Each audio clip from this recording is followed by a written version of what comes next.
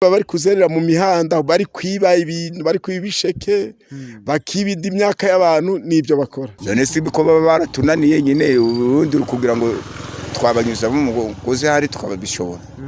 Ntabwo twabashobora. Abo ni bamwe mu baturage bo mirenge itandukanye y'akarere ka Rubavu bavuga ko ngo bangikishijwe ngo n'ikibazo cy'abana bavuye mu ishuri ngo none bakaba basigaye birirwa bazerera mu dusanire dutandukanye. Abana bananiranye aho ntuye hariho ng'umwana w'umugabo witwa Ndirenganya, umwana w'umugabo witwa Dera.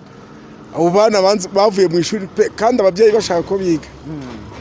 Kuki se batabahatiriza kujya kwiga?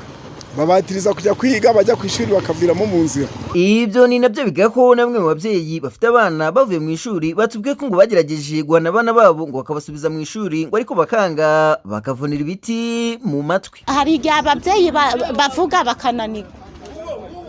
Umwana ndiyumva.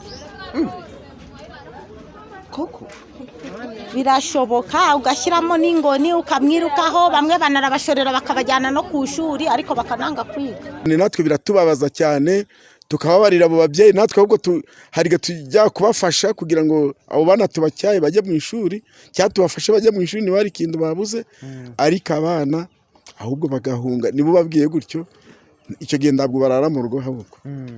Ubwo barara iyo bataraye mu rugo barara mu bibara mu mashyamba. None si biko baba baratunaniye nyine urundi kugira ngo twabanyuza mu mugozi hari tukababishobora. Ntabwo twabashobora. Abamenya bigize imbobo bakajya baragenda mu nduzo mu nzira mbese bakanatoroka ndabarare no mu rugo. Abana batarara mu nzu? Ubwo barara he? Mu Kanefu. Ubwo mu Kanefu ni he? Mu Kanefu ni mu Kibara. Ibyo ni nabyo baheraho basaba inzego z'ubuyobozi ko gusa kurikirana iki kibazo ngo kuko abaturage bagerageje kubasubiza mu ishuri ngo ariko bikanga bikananirana. Leta yari ikwiye kubafatira umwanzuro wo kubafata bakabashyira mu kigo ngororamuco bakabigisha. Ubwo ababyeyi babo niba barananiwe leta ntizashobora. Leta ndakinanira. Leta yishoboye byose leta ndakinanira. Leta niyo yabashobora kuko leta yo ifite imbaraga ifite aho yabashyira bakabana kwiga. Ubwo leta urumva leta yakora ikirero ubwawe leta yabafata ikabajyana ahantu bakiga mu kigo cy'abana bananiranye. Leta idufashije bakiga kuba baca mu muhanda bamara ko baca mu muhanda bari kubafunga bakayakwiga. Ubuyobozi bugomba kubishyiramo imbaraga kugira ngo abana bajye ku ishuri udafite imbaraga bakamufasha kugira ngo yige. Mwese ababyeyi niba mwarananiwe leta ntizashobora.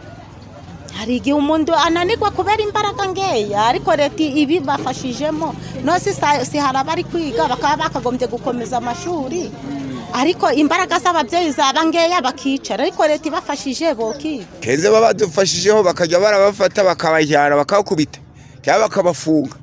Aho ngaho niho baba badufashije ndamwana wakongera kunanirwa kujya kwiga. Ubwo twaganiraga nimwe mu bana bavuye mu ishuri twasanze bari kuzerera mu dusantere dutandukanye batubwiye ko ngo kuva mu ishuri ngo atari kunanirana ahubwo babitewe n'ubushobozi buke bwo mu miryango bavukamo. Ese wajya kwiga ugataha ukaburara?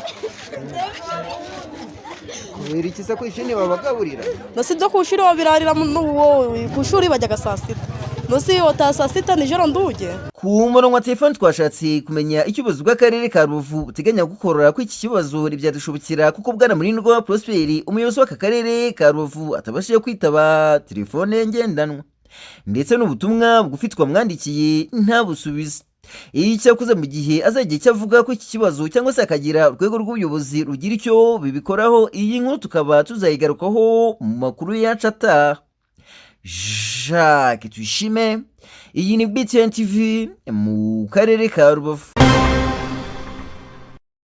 N'ubukarabiro ruri mu marembo y'isoko rya Bushenge abarirema bavuga ko amambere COVID-19 ikiri nyinshi abaturage binjiraga mu isoko babanje gukaraba bikabarinda izindi ndwara zitandukanye ziterwa n'umwanda. Icyakora aho kigabanyije umurindi ubu bukarabiro ntibwongeye gukoreshwa ku buryo bwasenyutse ntibuherukamo amazi yaba muri robine ndetse no mu kigega. Babatse mu gihe cya COVID imaze kuvaho bwahise bita agaciro amazi aragenda bega ntibabuha agaciro kandi babukuweho n'uvuga ngo isoko bwaryo nta bukarabiro bugira.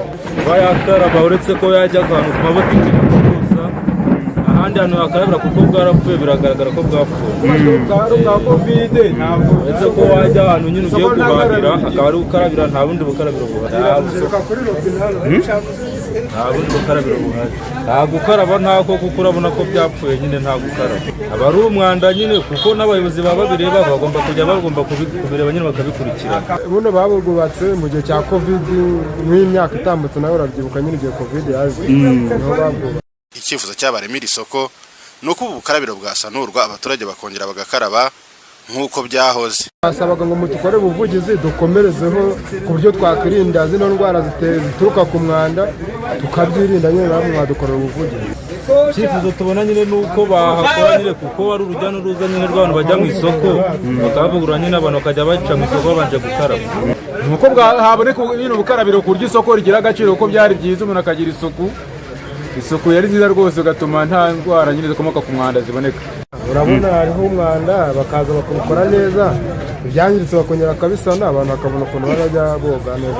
Umuyobozi w'akarere ka Nyamasheke wungirije ushinzwe ibintu myiza y'abaturage Mukankusi Atanazi avuga ko gukaraba bitahagaze gusa ngo bagiye kuvugana n'ubuyobozi bw'umurenge wa Bushenge kugira ngo basanure ubu bwiherero vuba na bwangu. Twakoze ubukangurambaga bw'uko ahari hari ibikorwa byose by'ubukarabiro bishyiraho bikongera gukora. Ntabwo gukaraba byarwanyaga kovide gusa ahubwo byarwanyaga n'izindi ndwara zandura, izindi ndwara zose zikomoka ku mwanda kugira ngo tutazihererekanya. Ubwo rero ku isoko rya Bushenge batarabikora turakurikirana impamvu batabikoze kubera ko igikorwa kiri ku isoko kandi hari abikorera bakwiye kuba bishyira hamwe no mu gihe cyanditse bakagisana kugira ngo mu by'ukuri kibagirire akamaro bagikoreshe. Nta wundi bajya babwira ngo cyapfuye ngo ntugikore. Ibyo bintu turiho turaganira n'abaturage muri rusange n'abikorera barimo kumva ko igikorwa remezo begerejwe bazajya kuko nta wundi muntu uba wagishajishije nibo baba bagisazishije bagikoresha. So bakwiye rero no kuba bagikoreraho maintenance kugira ngo gikomye gitange umusaruro. Icyo cyari cyarateganyirijwe gikomeze gikore. Ubwo turi buze gukurikirana ku bufatanye n'umurenge wa Bushenge n'abikorera wa Bushenge kugira ngo igihe gikorwa remezo cyongere gisubireho gikore nk'uko cyari cyarateganyijwe. Minisitiri w'ubuzima yashyize hanze amabwiriza yerekana isuku n'isukura akubiye mu ngingo zitandukanye z'iby'abaturarwanda bakwiye kubahiriza birimo kwiyuhagira umubiri wose rimwe ku munsi, gusukura inzara no koza amenyo kabiri ku munsi. Aya mabwiriza yasohotse tariki ya 26 Ugushyingo 2025 nyuma y'aho Minisitiri w'ubuzima abonye ko hari icyo mu kwimakaza isuku n'isukura, gukurikirana no kugenzura isuku ku mubiri, aho abantu batuye, aho bakorera, ahatangirwa serivisi ndetse n'ahandi hahurira abantu benshi. Akimana Ernest, BTN TV, mu karere ka Nyamasheke.